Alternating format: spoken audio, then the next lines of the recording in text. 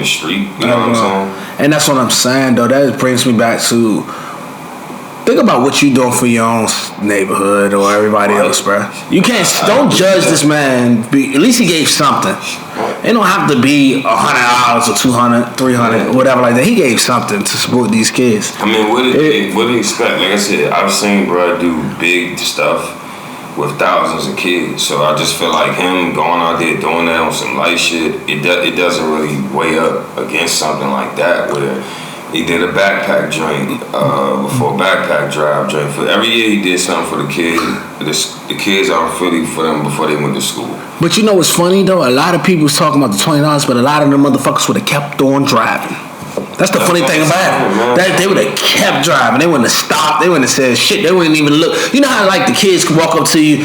I remember one time I'm sitting in the joint because you know Central Avenue they be like selling like Dunkin' Donuts and shit like that. These stale ass donuts. They stale as fuck. Let the kids, the Krispy Kreme, whatever. One of them. They be stale as shit. My mother used to buy them because she was like, that's for the kids. This is in the third, and I think they sell for like $5 or something like that.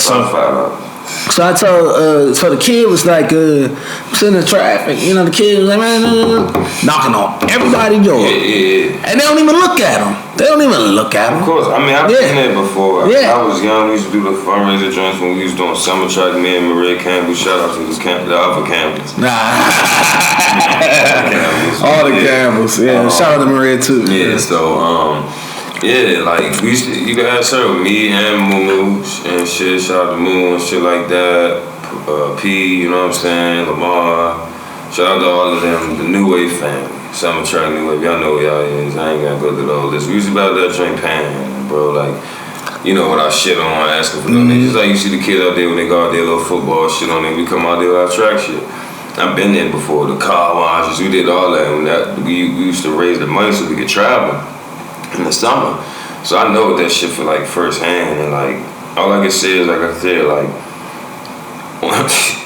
on a day like that, nigga, if Meek Mill would have came through and gave us $20, I would have been like, that's all I'm saying, exactly. Because at the end of the day, it's like, Meek Mill, you know. I remember being out there, and if something like that would have happened, just being straight up, I would have been like, oh nah, that's the shit. You know what I'm saying? It wouldn't have been no crazy fucking money. Right. You know what I mean? For me, it would have been, bro, because you gotta think about it. You out there drinking pennies anyway and fucking nickels and shit. Like, people. You get whatever the fuck that's in the fucking ashtray or under the seat or whatever. Like I remember we used to pass them on. Like, I remember us pulling up with a big ass bucket after we were hit, and we had to go to the coin store, nigga, and be dumping that shit in the machine for hours. So that's what I'm saying. Real live, when it was even being out there, we used to be on Pennsylvania Avenue, right there by Sula and Pinmall.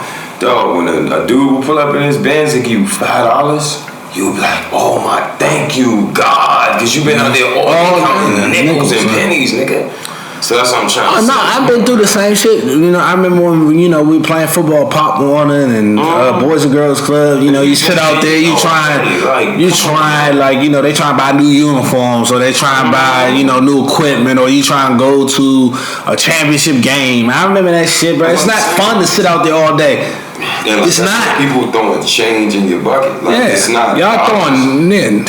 They're not giving you dollars, bro. Yeah. Very seldom you may get a, you know, area of a light. Alright, but come on, man. But the majority of the time, like you said, they going in the ashtray giving you them dimes and shit that they got their scrap change. Right. And you gotta sit there and count it. Yeah, sit there and count it. So that's what I'm trying to do. They don't think about that, man. $20 fucking. He just saved you a lot of time. Mm-hmm.